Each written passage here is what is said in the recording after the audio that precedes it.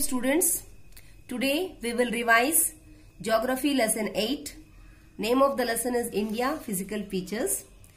In this lesson, already I taught this lesson and we sort out on the world map on globe where India is, and then we also studied about the physical divisions of India and how these physical divisions affect human life.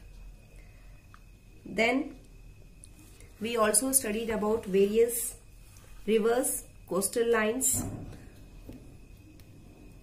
and these rivers I have also shown you on the map, India map. I think you have done your work.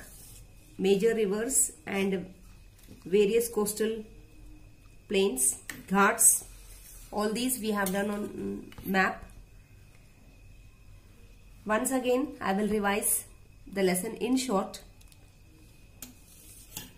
What is the shape of the India? The shape of the India is peninsula. What is peninsula? Peninsula plateau covers almost, it is triangle in shape, not exactly triangle but somewhat triangle, and the peninsular plateau covers almost half of India and it is shaped like a triangle.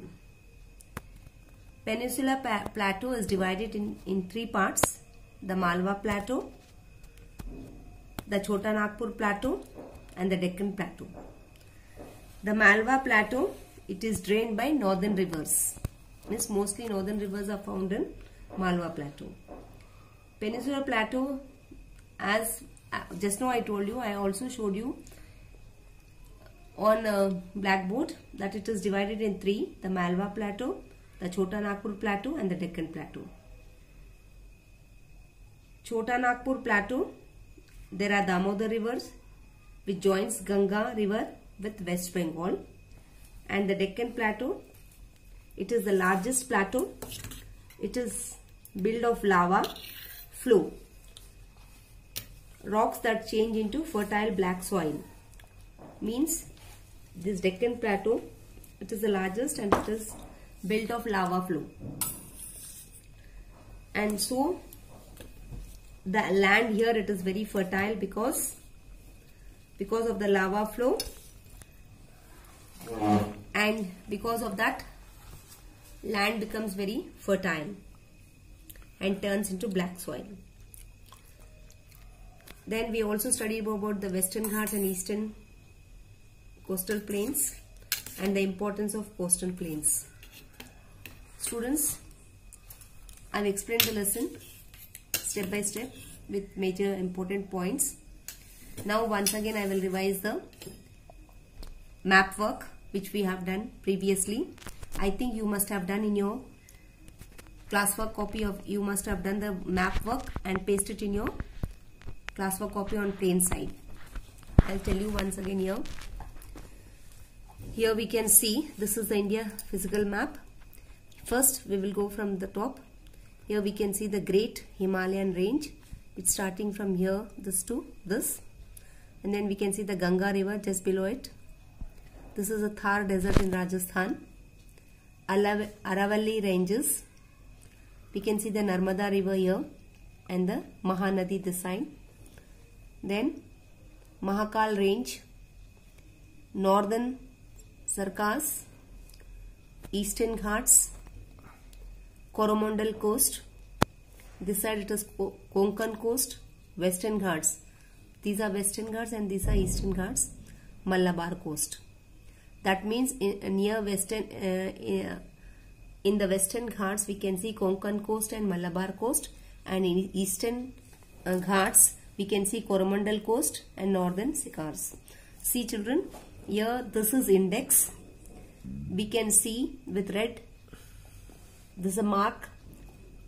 So wherever this red mark, it is concerned to rivers. Then lands in this way, this is Thar desert, we can see it in Rajasthan here. And then mountain ranges, it is only blue line. So these all are mountain ranges, Great Himalayan ranges, Mahakal range, then Michael range, and one more map we have done. I think you must have completed your work. This I have sent in PDF also.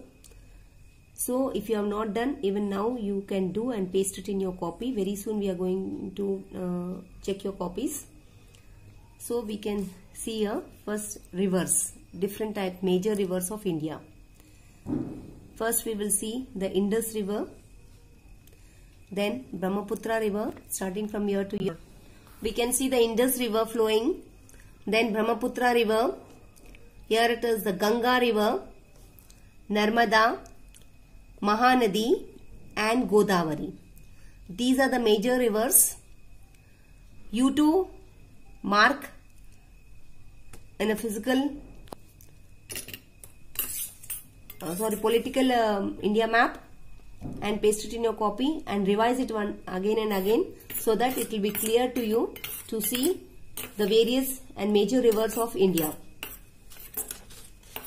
Students, we have done this lesson in detail with all major points and all descriptive and objective type exercises. I will send you the PDF again. With this, I'll end the class. You revise it, learn it for your second and third internal assessment. Thank you. Jai Gurudev.